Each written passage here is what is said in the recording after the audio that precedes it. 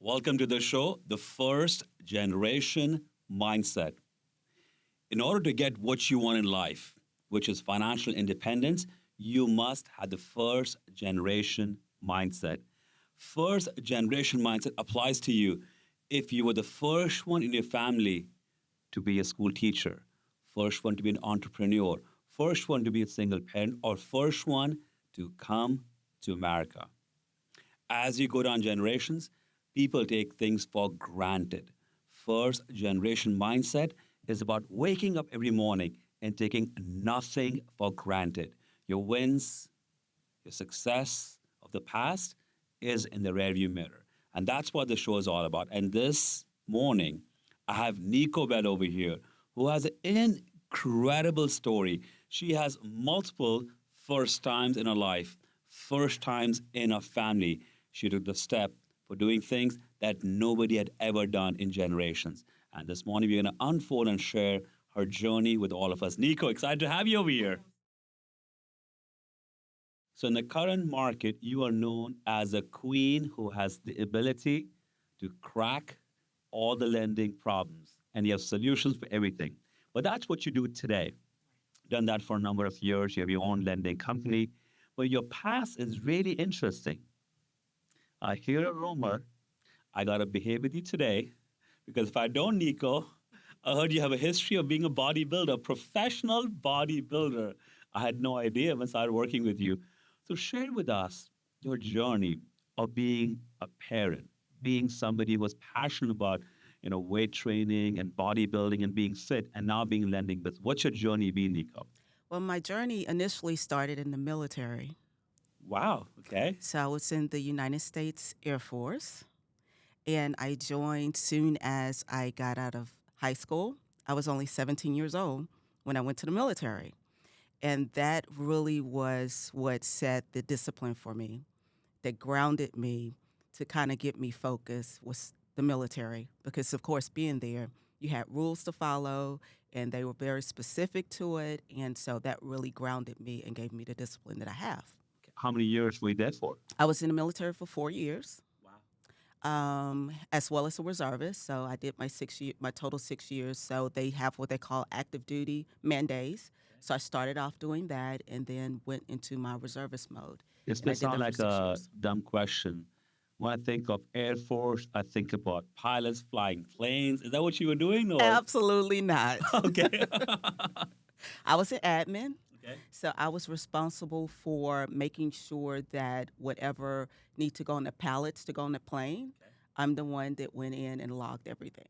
So mainly logistics management and transporting items to different sites. Correct. Fantastic. That was for 4 years and 2 years reserve. So Right. when you were 17, got into Air Force for 6 years. Right. What happened after that, Nico? After that is when I started my journey more into finance, and I got into finance and credit repair. And of course, I had my child doing that, gained a lot of weight during that process. Okay. And so from that is when I got into wanting to be healthy and wanting to eat healthy and exercise. And that's when I got into bodybuilding. And your first baby, how that was the trigger for you to say, you know what, I gotta take the weight off and get healthy. But what made you get into finance, Nico? I was always in finance. In high school, I was in finance. My first job was at a bank. Okay. And then when I got out of the military, my job was for those who know Houston Cellular. That was one of my first jobs back when cell phones were either in a bag or you had to have it installed in your car. They were yeah big. They were huge cell phones. And from there, I went into their credit department, became very intrigued with credit, how it worked. I cracked the code for credit, started doing credit repair. And as I partnered with different car dealerships as well as realtors, a realtor friend told me that I should go ahead and become a lender.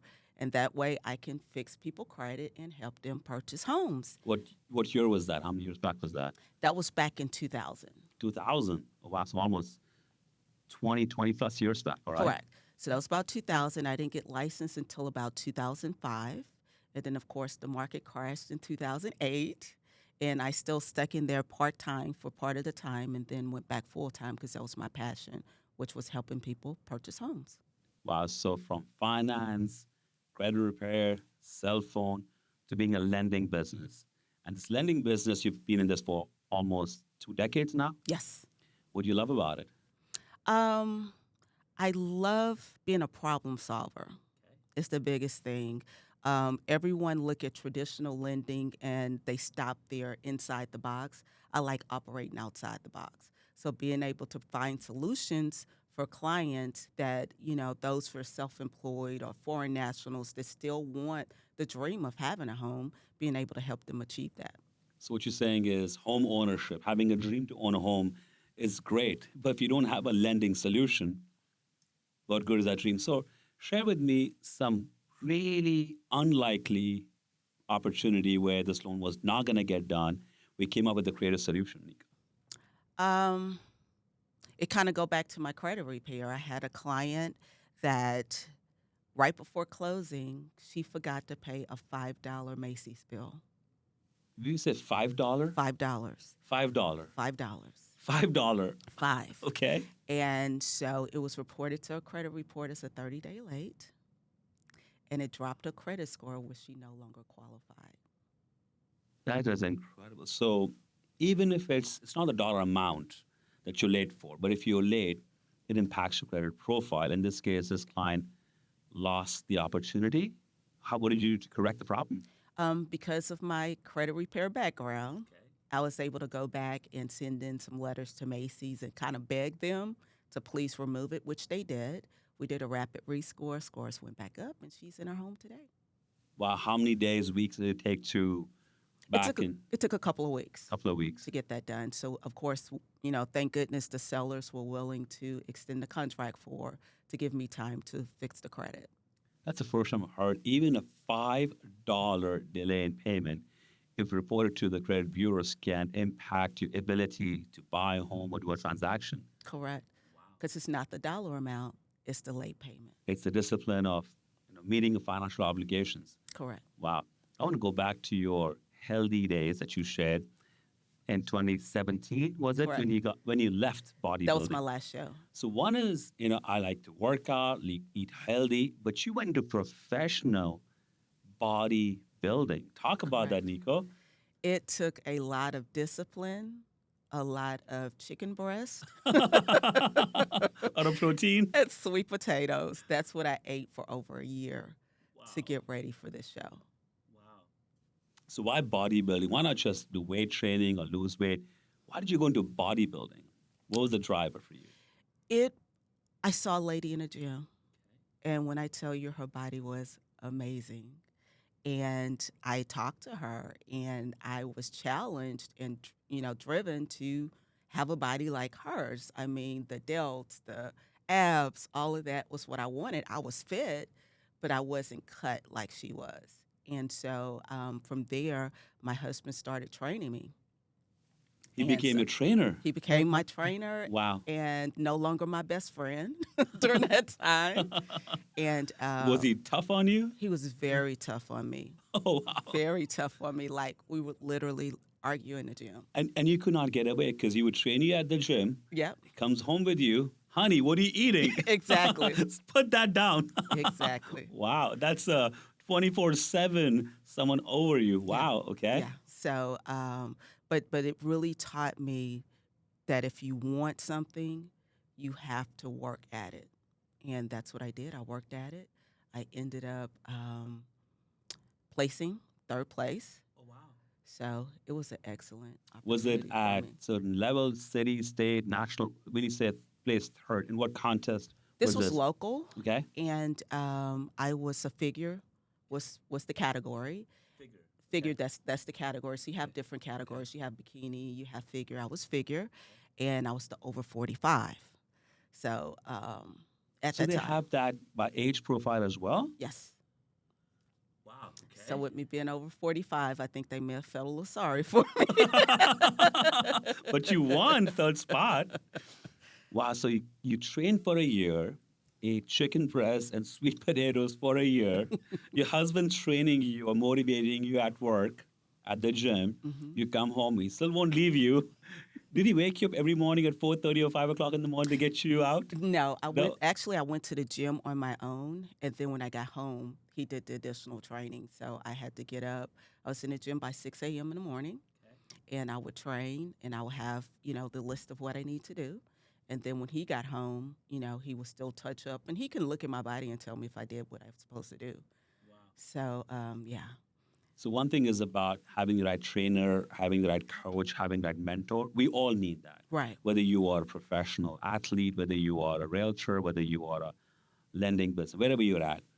But self-discipline and self-drive, what differentiates people who are doing well and people who are really doing well. Correct.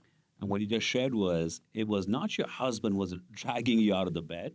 You would wake up on your own, you had kids, go to the gym, work out, and then he would train you at home. But what makes you drive and be hungry every day, Nico? What is your driving force? It's the challenge. I love challenges, and so that's what drive me. It's a challenge. I will get bored if all I did was traditional loans every day, even though I enjoy doing them. But I love the challenge of manipulating the system and finding a way around the system to make things work. So you accomplished, you went in for 5 years, professional bodybuilding. Mhm. Now you're in the lending business, and each file has its unique variables, trying to find solutions and creative problem solving. But what's the biggest problem you're solving for yourself today, Nico? The problem I'm solving, Yes. Besides your clients and lending, what's the biggest problem you're trying to solve today? getting back in the gym. Getting back in the gym? So what's keeping you away?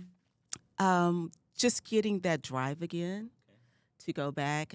After my last show, I did have some health issues after that. So just getting back into the gym and staying focused with it, because I get up in the morning and I'm thinking lending, or, who can I help today? Or I'm going to sleep with this file on my brain.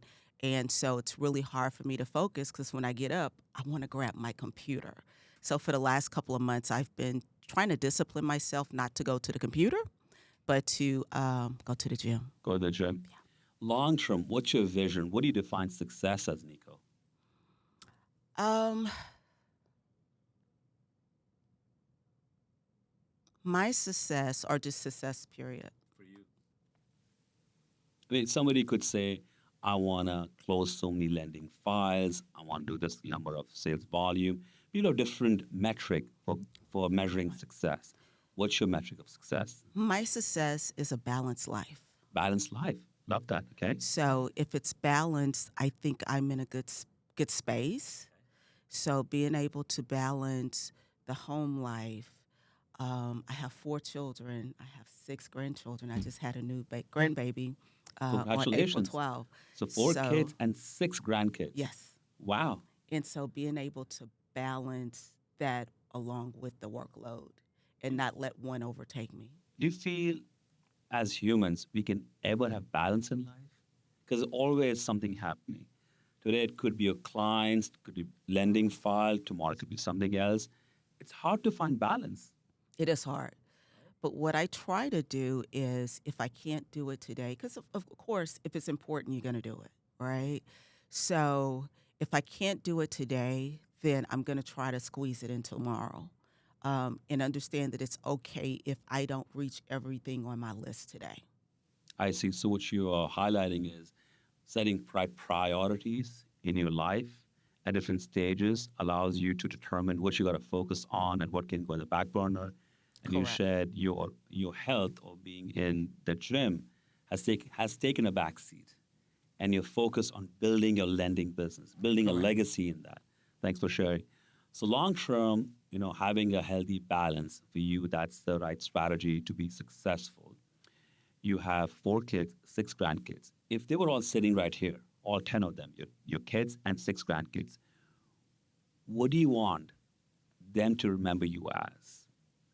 Who was Nico grandmom? Who was Nico mama? The individual who let nothing stop her. Wow.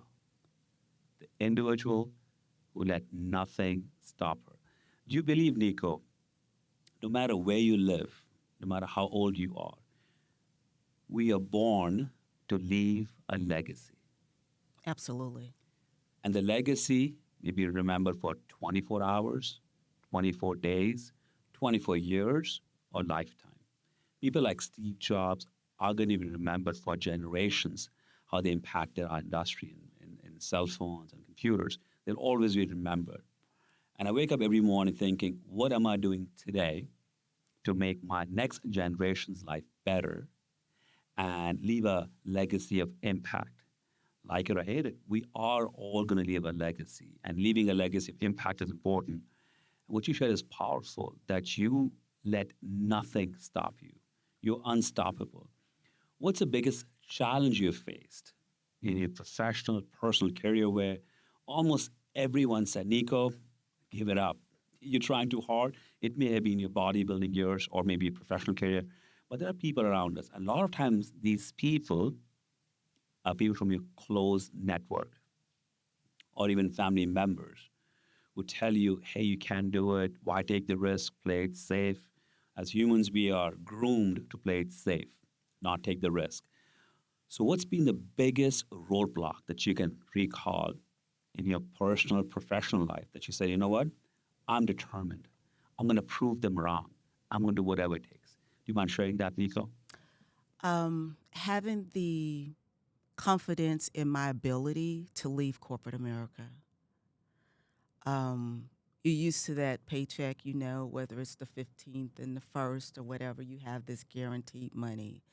And to walk away from that, to say, hey, I have a choice. Either I can build my dream to leave a legacy, or I can help someone else build their dream and I don't leave a legacy. So once I got that embedded into my heart and into my soul, my goal was to get out and make it happen and not stop. And that's what I've been doing. So, Nico, being in corporate America, quitting a job, that steady income, benefit is not easy. And it's where I say there comes a time that a straw breaks your back, right? So while you may have not been content where you were working for various reasons, but there's always this one incident that you say, you know what? I'm done. I'm done being a slave of corporate America, living somebody else's vision or success plan. I want to do what I want to do. Do you mind sharing what was that straw that broke your back, Nico? The company that I worked for was a 24-hour company. It was a loan company, Okay. and I won't say the name. Um, and our location was not in the safest location As in where you lived? where the company Or was the office located, was, right, okay. where the office was. And we had gotten robbed a couple of times. At workplace? Yes. Okay. And they would give us security, but only for a short period of time. I went to them and wanted to, Is that why you became bodybuilder? probably so that I could fight, right? We cracked it. Yeah. And so the company was more concerned about money versus the employees. And that was the straw for me. Wow. So for this organization, the location of the office, not the safest one, and for them focusing on productivity and files being closed was more important than the team members and employee safety. Wow, that's a showstopper. Yeah. That's a showstopper. So how many years, months did you actually, ignore it and kept grinding with that environment? Was it a few months, few years? 10 years. You telling me for a decade 10 years. you were there and every day you would feel, uncomfortable, unsafe. What took you 10 years to pull the plug, Nico? The fear of not being able to make it without that income coming in every month. So I had children, had to, make sure that they were taken care of. And I just, at that point, wasn't confident enough in my ability because I tried it before to be an entrepreneur and failed and was just scared of doing it again and failing again. And then finally, straw broke and I said, you know what? I'm going to do it. And I did it. Nico, your story is relevant to a lot of people. It could be a personal reason, financial reason, support structure around them. They compromise and they stay in a workplace day in, day out. And for you, it was 10 years. So while you were wanting to pull the plug and leave, but the support that you had to provide for your family, you didn't have a choice, right? So I believe everyone has a choice, but you have a choice when you have less responsibilities, right? But when you have family or kids or parents to look after, a lot of times you have to compromise on your desires and what you want to do for their better. And same, not same, but similar story with me. I was in corporate America as well for over a decade. I worked with two companies. With the second company, I was growing, had success, but I had told my hiring manager, this was in 2013, that this year when I get a pay raise, I want to get to $100,000. And being an immigrant, we have a dream, we have a vision of earning $100,000, right? So while my base salary plus benefits, I was over six figures, but my base salary that year was $93,000 and change. So in March 2013, I told my hiring manager, hey, listen, this year when I get my pay raise in Q3, Q4, I want to get to $100,000. I let him be aware what my ask was. And that October, I got my pay raise, Nico. It went up to $99,987. $13 short of $100,000. Now, you and I know $13 is insignificant, especially for a corporation, a company of that size. That was a straw that broke my back. I came home, told my wife, listen, I'm done. Yes, I've worked in this industry for so many years, have a graduate degree, have the experience, but I'm done. And she said, yes, if that's what you want to do, I support you. And I write about that in my book over here, where that straw broke my back. And it took me maybe 2.5 years from that day when I left. I paid more in income tax 2 years later than I was getting paid in corporate America. And was, yes, I had a support structure, my family, my friends to help me what I wanted to do, but it was a self drive, self hunger, self discipline that was needed. Nobody could tell me, Kunal, wake up, get your license, go sell a home or do an open house. I was self driven. That's why when people say, I love watching YouTube videos or read inspirational quotes and watch him and watch her, I got to get that to get fired up. That's just fuel for the moment, right? You should have external factors influence you, but unless you have the inner drive, inner hunger, you only go so far because there are detractors everywhere. In your work, in my work, in every industry, will say, you're not good enough, or they will pass comments that you're going to fail. And when you succeed, they look at you, for now, Nico is winning, but you know what? She's going to fall one day. But they do not know what you're built of. What I want to ask you, Nico, is you have a lot of family members, kids and grandkids. What are you teaching them on a daily basis, weekly basis, to instill the same values in them, which you were born with, your self-drive and hunger? What are you doing today to pass that on, Nico? Live by example. Live by example, okay? So elaborate more. So my children, my grandchildren, my family know that nothing stopped me, whatever it is. I just keep moving, keep going.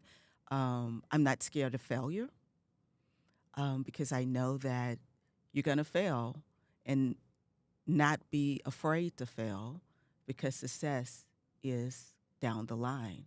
And so that's what I teach my children. It's okay. This didn't work.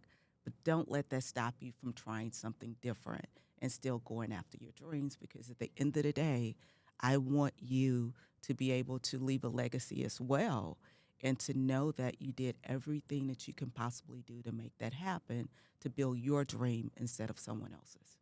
Wow, that's powerful.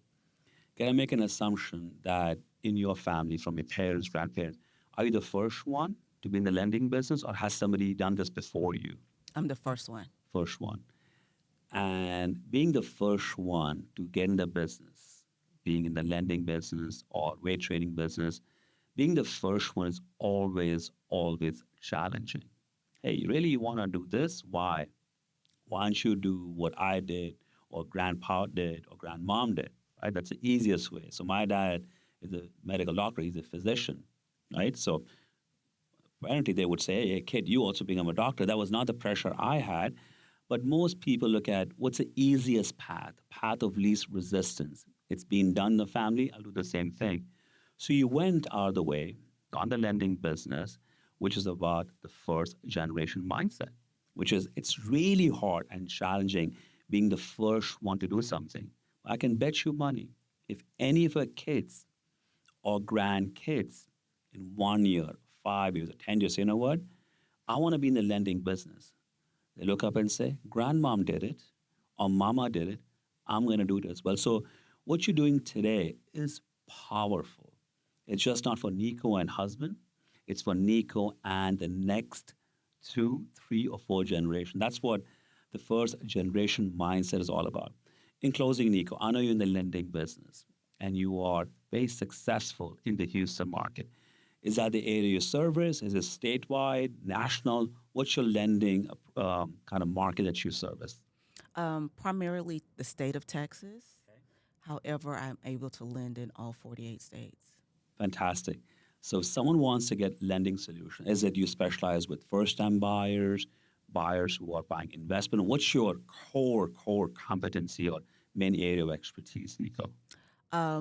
My main expertise is your non-qualifying mortgages, your non-traditional. I do a lot of traditional, but I enjoy the non-traditional Because loans. you like challenges. I love it. Somebody who's self-employed may have certain income coming in, but may not be reflecting the tax returns, or there are other complexities. So you go after the clients whose files are not the easiest to work with, because if it's easy, anyone can do that. Correct. But what's challenging, that's where Nico and team comes in. So Nico, if someone wants to reach out to you and get assistance from you in the lending world, whether it's in Houston, Texas, or nationwide, how can they reach out to you, Nico?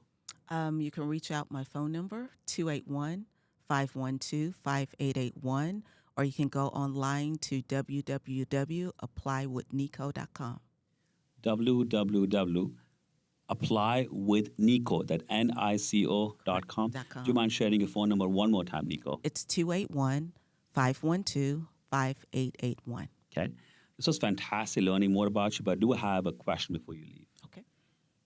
How many days, I didn't say weeks, I didn't say months, how many days is it going to take for you to get back into the gym? I'm already back. You're already back? Yes, I've been back for 2 months. 2 months? Yes. All right. What's going to be the next thing for you in the weight training world? I plan to get back on stage one more time next year at the age of 53. That's what I'm talking about. So in 2025, your vision, you're visualizing yourself walking across the stage at a local or statewide contest for bodybuilding. Yes. You know, visualization is so important and it's so powerful. I'll share a personal story really quick with you. So 2014, I had got my license and I went for a conference. But in 2013, I got my license. I was doing part-time real estate. I was in corporate America and doing real estate part-time. And that year in 2013, I earned about $60,000 in change in commission, which was good, but not to live a lifestyle. So I quit corporate America, became a full-time realtor. I went for a statewide conference. At my previous brokerage, they would get awards when you made 50,000 to 100,000, then 100 to 50. The highest was when you make $1 million or more. So I was supposed to go on stage, receive my award for making $60,000. I said, I'm not going on stage for that. No, when I get to the higher level, the next few years, I'll go then. But the same event, a realtor from Dallas walked across the stage and she won Rising Star Award in the state of Texas. I said, what is that? I came back to Houston, went to my broker owners in the Houston market and asked them, hey, tell me what this REMAX Rising Star Award is. I said, oh, for that, Kunal, you got to earn $250,000 as a realtor and you got to do all of these things. I said, I'm going to win it this year. And that year, I put my head, soul, everything into it. And I did win REMAX Rising Star Award, for sure, as a realtor. But it was a visualization. I was sitting in the back of the room, looking at people walk across the stage, one after the other one, and then came the highest $1 million realtors walk across stage and get the awards. But the girl who walked across stage, and she won REMAX Rising Star, I said, you know what? If she can win Why can't I win? Right? And I did win the following year. So it's visualizing a success is critical. Most people don't do that. They visualize money in the bank, or they visualize themselves driving a nice, expensive car. Nothing wrong with that. If that's what makes you happy, that's what makes you happy. But self drive, self hunger, determination. If you win an award next year in 2025, you're not doing it for anyone else. You're doing it for yourself. Then mama, grandma, Nico still got it. She can still do it. She did that a few years back, and she can even do it when she's 50 plus. I mean, that is powerful. You are setting examples for your daughters, for your sons, for your grandkids, and they will say, that was this Nico person, right? She rocked it, not just professionally, but even at that age, she was determined. This is exciting for me. I'm going to push you. Every time I see you in the office, Nico, I'm going to ask you, I'm going to be your nagging trainer or pushy person in the office. Every time I see you, Nico, put that coffee down, put that beverage down. Did you get me the workout that you were supposed to? No, I'm excited. This has been incredible. What you shared Absolutely. today with all the audience, people listening in today, is powerful. To be the first one to get into weight training, first one to be lending business, and now you are setting examples. And that's what first generation mindset is all about, that we can strive for excellence, but our story has to be told, especially to people around us, family members and friends. They get inspired by us. And you are an inspiration. I have different level of respect for you, Nico, now. All right, in the past, all right, she's a lending person, does that really well. But to hear your story today was incredible. Nico, thank you for making time. One last time, share your contact information so that people can reach out to you if they want tips or strategies for lending solutions, or just want to sit down with you and get inspired by you. Do you mind sharing information one more time, Nico? Absolutely. Phone number is 281-512-5881, and website www.applywithnico.com, and Nico is Nico, and my NMLS is 1502111. Fantastic. So that was Nico Bell, who came on the show today to share her journey, share a story of what she's done over last several decades and what she's planning, aspiring to do next year, which is get on the stage again on a bodybuilding contest and walk away with those gold medals, trophies, and make herself proud and set an example for her kids and grandkids.